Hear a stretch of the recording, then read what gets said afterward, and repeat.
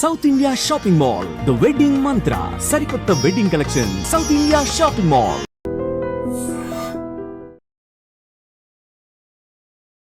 Hi hello నమస్తే, welcome back to our channel. నేను మీ వైషు. ఈ మధ్య కాలంలో వయసు మళ్ళిన తర్వాత, కొంచెం వయసు పైబడిన తర్వాత రెండో పెళ్లి మీద ఎక్కువ ఇంట్రెస్ట్ చూపిస్తున్నట్లు చూస్తున్నాం మనం ఈ మధ్య వీడియోస్లో.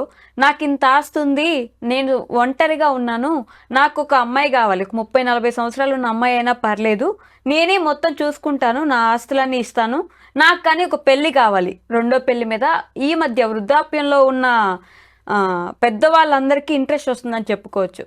అంటే ఎందుకని, అంటే తల్లిదండ్రులు ఒంటరిగా మిగిలిపోవడం వలన, లేకపోతే పిల్లలు వాళ్ళని వదిలేసి వెళ్ళిపోవడం వలన, ఎందుకని అలా మారిపోతున్నారు అనుకోవచ్చు. ఈ విషయం గురించి మాట్లాడడానికి ఈరోజు నాతో పాటు సోషల్ యాక్టివిస్ట్ కృష్ణకుమారి గారు ఉన్నారు. మేడంతో మాట్లాడదాం. Hello ma'am.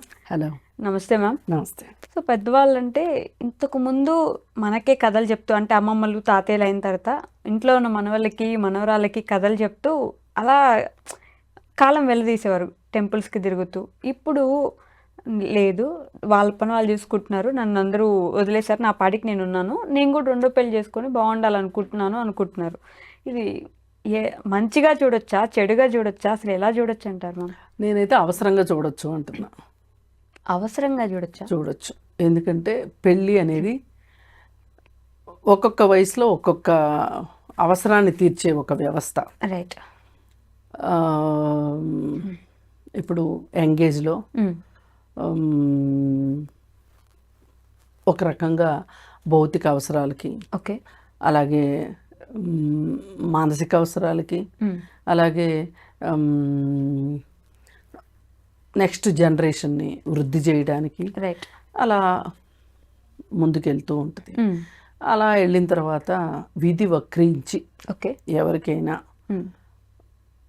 భాగస్వామి ఎవరైనా చనిపోతే గనక, రైట్, ఆడవాళ్ళు కానీ మగవాళ్ళు కానీ, అప్పుడు వాళ్ళకి చనిపోయిన వాళ్ళు ఆ రోజుతో అంతర్ధానం అయిపోతారు. ఉన్న వాళ్ళ పరిస్థితి ఏంటి, వాళ్ళ కంపానియన్షిప్ ఏంటి? ఇప్పుడు పెళ్ళి అనేది నథింగ్ బట్ కంపానియన్షిప్. రైట్. ఒక తోడు నీడ. మంత్రాల్లో కూడా అదే ఉంటుంది, పెళ్లి మంత్రాల్లో. ఓకే, నీకు తోడు నీడగా ఉంటాను అని, ధర్మేచ 7 అడుగులు 7 జన్మలు వస్తుంది, నీతో ఉంటాను అని.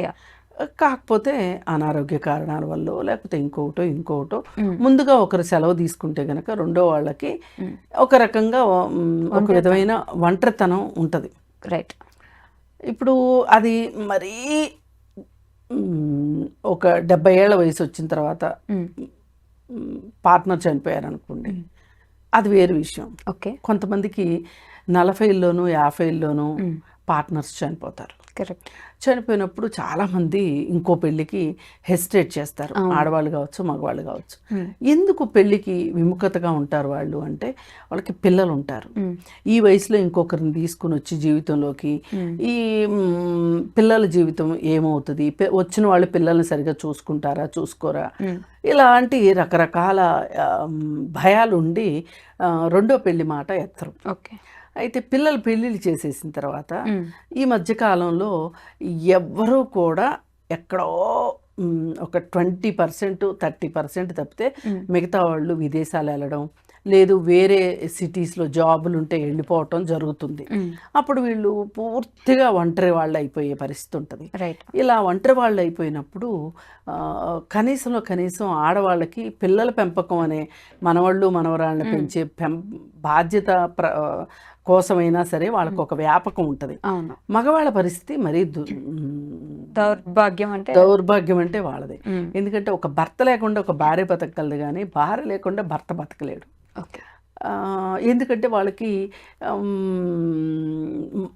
సమాజం ఇచ్చిన అవకాశం కానీ, మన సమాజమే పితృస్వామ్య భావజాలంతో ఉండే సమాజం అవటంతో ప్రతి చిన్న పనికి భార్య పైన ఆధారపడటం అనేది భర్త యొక్క సహజ లక్షణంగా ఉంటుంది. ఓకే. మరి ఈ పరిస్థితుల్లో ఏంటి అంటే ఒక్కసారిగా భార్య లేకపోయేసరికి అసలు ఇంట్లో ఎక్కడేముందో కూడా తెలియని పరిస్థితి ఉంటుంది. ఇప్పుడు ఒక్కొక్కసారి చనిపోక ముందు కూడా ఎవరన్నా ఒక భార్య ఏదన్నా ఫ్రెండ్స్ అందరూ కలిసి బాగా బలవంతం చేస్తే ఏదైనా టూర్ వెళ్ళింది అనుకోండి, ఒక 2 రోజులు 3 రోజులు ఇల్లు మేనేజ్ చేయాలి అంటే పురుషులకి చాలా కష్టంగా ఉంటుంది. ఖచ్చితంగా ఎన్ని ఫోన్లు వెళ్తాయో, అది ఎక్కడుంది, ఇది ఎక్కడుంది, ఇదేం చేయాలి, ఎప్పుడేం చేయాలి, ఎలా చేయాలి, ఏంటి, ఇవన్నీ మనకి మిస్టర్ పెళ్ళాం సినిమా చూస్తే కూడా మనకి అర్థమవుతుంది. కరెక్ట్. అలాగే ఆమని రాజేంద్ర ప్రసాద్ సినిమా ఒకటి ఉంటుంది. దాంట్లో ఆమెని ఆఫీస్కి వెళ్తూ చెప్తుంది అనమాట, చంటోడికి ముందు పెరుగన్నం పెట్టి తర్వాత పప్పన్నం పెట్టాలి అని. ఇలాంటి వేషాలు నా దగ్గర నడవు, ఎలా పెట్టాలో నాకు తెలుసు, ముందు పప్పన్నమే తినాలి తర్వాతే పెరుగన్నం తినాలి అంటే వాడు నేను తిన్న పొమ్మంటాడు. ఓకే. అలా తిననని మారం చేస్తే వాడిని ఒక బీరువా ఎక్కిస్తాడు.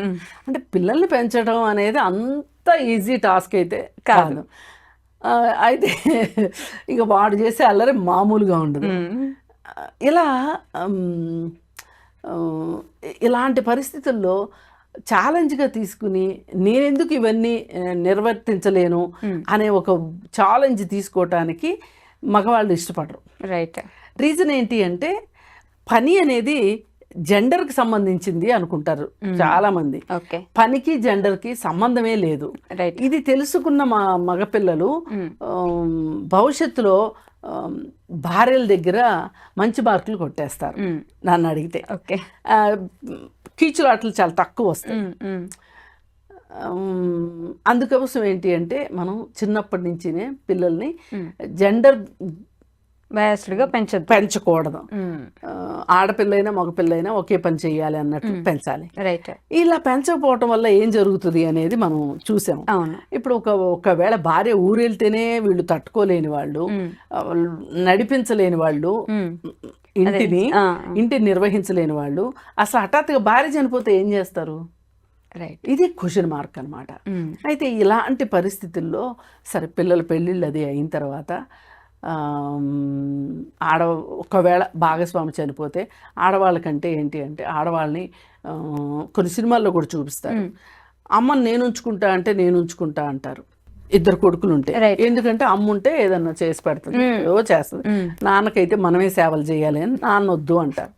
ఇలాంటి పరిస్థితులు అన్నీ చూసేసిన తర్వాత, అన్నీ అయిపోయిన తర్వాత, ఇప్పుడు ఈ భార్య చనిపోయింది అనుకోండి, భర్తకి అతని పరిస్థితి ఏంటి? కొడుకులు తీసుకెళ్తామని అనరు, ఏదో మొక్కుబడిగా అంటారు.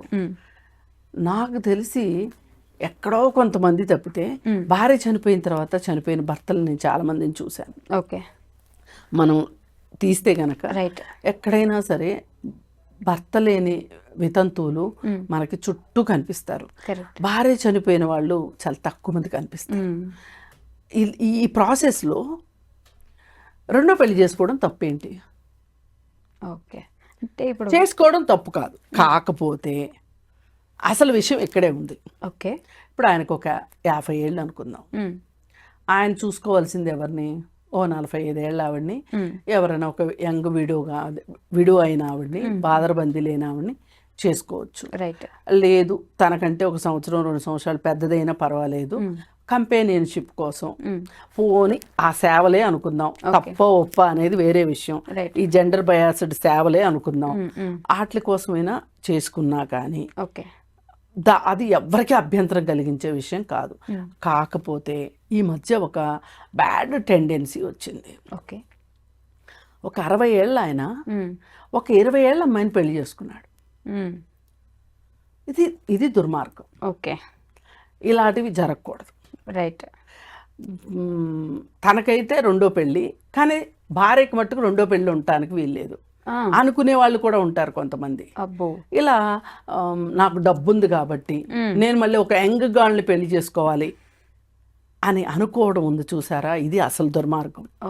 నేను ఇందాక చెప్పినట్టు లైఫ్ అంటే పెళ్ళి అంటే నథింగ్ బట్ కంపానియన్షిప్, సాహచర్యం.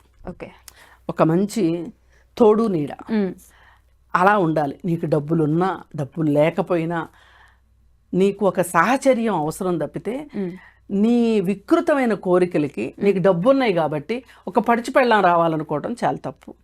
పైగా కొంతమంది ఏం చేస్తారంటే మగాయన చేసుకుంటే మటుకు తప్పేంటి, ఆడవాళ్ళు చేసుకోవద్దు అంటారు. ఈ సాహచర్యం అనేది మగవాళ్ళకైనా ఆడవాళ్ళకి అక్కర్లేదా? అందుకని మగవాళ్ళకైనా ఆడవాళ్ళకైనా ఈ తోడు నీడ తప్పే కాదు. కాకపోతే ఒక్కటే, ఈ డబ్బు ఉంది అనే ఒక పొగరుతోటి నేను ఒక మనిషిని కొనుక్కోగలను అనే ఒక మనస్తత్వంతో ఒక చిన్న అమ్మాయిని చేసుకోవడం అనేది మటుకు చాలా దుర్మార్గం. ఇది చాలా తప్పు కూడా. మీకు ఇంకో ఆశ్చర్యకరమైన విషయం చెప్తాను. రియల్ ఎస్టేట్లో డిఎల్ఎఫ్ అనే చాలా పెద్ద కంపెనీ ఉంది. ఇండియాలో అదే నంబర్ 1 రియల్ ఎస్టేట్లో. అయితే డిఎల్ఎఫ్ ఆయన రియల్ ఎస్టేట్ కంపెనీలన్నిటిలోకి అతి ఎక్కువ ధనవంతుడైన వ్యక్తి కూడా అనమాట. ఆయన సంసింగ్ ఉంటారు. ఆయన పెళ్లి చేసుకున్నారు. ఏ ఏజ్లో? 80s ఆ ప్రాంతంలో. ఆయన వయసు 80 ఉన్న టైంలో ఇంకొక ఆమెను పెళ్లి చేసుకున్నారు. ఆమె వయసు అది పెద్ద తప్పుగా అనుకోవాల్సినంత మ్యాటర్ కాదు. అయితే మరి ఆ వయసు ఆయన ఎందుకు చేసుకున్నారు పెళ్ళి అంటే సాహచర్యం. ఎందుకంటే పిల్లలందరూ పెద్దవాళ్ళు అయిపోయారు. వాళ్ళెవరూ ఈయన్ని పట్టించుకునే స్థితిలో లేరు. వాళ్ళ బాధ్యతలు వాళ్ళకు ఉన్నాయి. వ్యాపార బాధ్యతలు కావచ్చు, కుటుంబ బాధ్యతలు కావచ్చు. ఈయన నేను ఒంటరిగా ఎందుకు ఉండాలి అనుకున్నారు, పెళ్లి చేసుకున్నారు. ఇట్లా చాలామంది చేసుకునే వాళ్ళు ఉన్నారు. కాకపోతే ఒకటే దుర్మార్గం, ఆ ఏజ్ గ్యాప్ అనేది మట్టుకు చాలా తప్పు. అది కాకుండా కేవలం మంచి ఒక తోడు నీడ కోసం చేసుకోవడం మట్టుకు తప్పులేదు. Okay ma'am, thank you so much. Thank you. నిజంగా ప్రస్తుతం ఉన్నటువంటి సమాజం దేనికి ప్రయారిటీ ఇస్తుంది? ఆర్థిక సంబంధాల చుట్టూ మాత్రమే తిరుగుతోంది. మళ్ళీ ఎన్నికలంగానే చాలా విరక్తి కలుగుతున్నాం. మంచి అనిపిస్తుంది కదా, లేడీస్ కూడా ఛాలెంజింగ్ జాబ్స్ చేసినప్పుడు చాలా బాగుంటది. ట్రాఫిక్ అసిస్టెంట్స్ గా నియమించిన ట్రాన్స్జెండర్స్ అందరితో సాల్యూట్ చేయించుకుంటున్నారు. ఫుడ్ డెలివరీ ఇవ్వటానికి వెళ్ళినటువంటి డెలివరీ బాయ్ అనిల్ పై కళ్ళ ముందు